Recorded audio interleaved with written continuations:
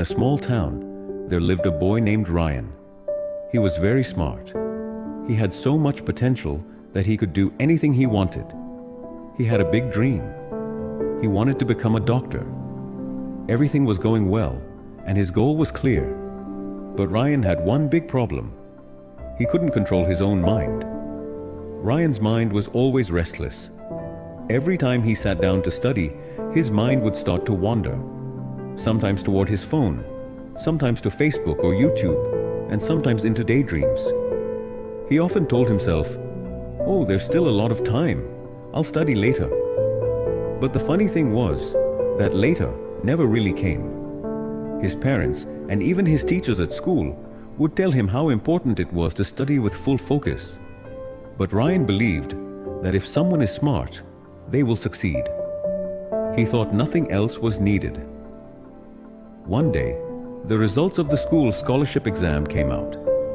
Ryan had hoped in his heart that if he won the scholarship, his dream of becoming a doctor would become a little easier. But when he saw the result, his heart broke. He had failed. His friends, who studied regularly, all did very well. The same teachers who once praised him now looked at him with disappointment. That evening, Ryan sat alone. He felt very ashamed. He knew he wasn't lacking intelligence. He had just wasted time. In that moment, he realized something important. Being smart is not enough. Without discipline, no success will come. Right after that, Ryan made a decision. He had to change himself. So he looked for a teacher who would not only teach subjects, but also help students build discipline.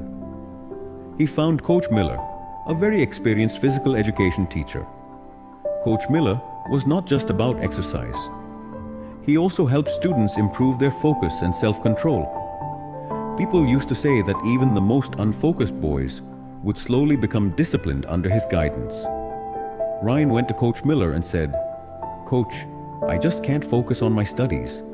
When I sit to study, my mind keeps jumping from one thing to another. What can I do to improve my concentration?" Coach Miller smiled gently and said, "Controlling the mind is not easy, Ryan. Come, let me show you something." He took Ryan to the school playground. From the sports equipment room, he brought out a toy bow and arrow.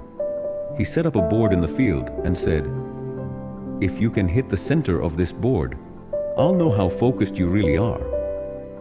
Ryan shot the arrow, but it missed the target. Coach asked, "What were you looking at when you shot the arrow?" Ryan answered, "The trees around me, the field, and the board." Coach shook his head and said, "That's your real problem. You are looking at everything at the same time. Look, a good athlete only looks at the target, nothing else." He added, "Ryan, your mind is busy with everything around you. Your phone, social media, YouTube. If you want to succeed in life, then during study time, you must only look at your goal, nothing else." Ryan understood the message, but he asked, "Coach, where should I start?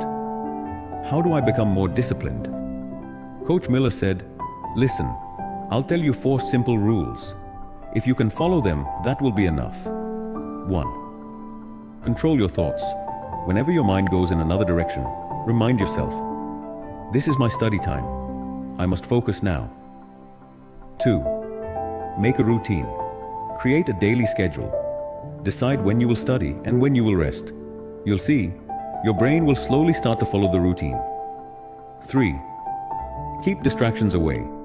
Your phone, TV, and useless apps steal your time. Keep them away while studying. 4. Practice every day. Nothing happens in one day. Build small habits every day. This is the real key to mental discipline." Ryan listened carefully to everything the coach said. He made a strict routine for himself. He turned off his phone while studying. Every time his mind wandered, he reminded himself, "My goal is to become a doctor." At first, it was very hard, but slowly, his focus started to improve. After some time, he was able to study for hours without getting distracted. A few months later, he took another important exam. This time, He didn't just pass, he came in first place.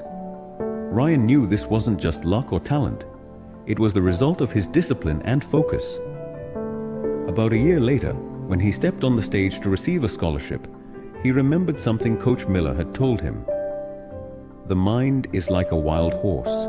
If you don't control it, it will drag you wherever it wants. But if you train it, it will take you to your destination. From that day on, Ryan held on to one principle: train your mind with discipline, and success will follow you.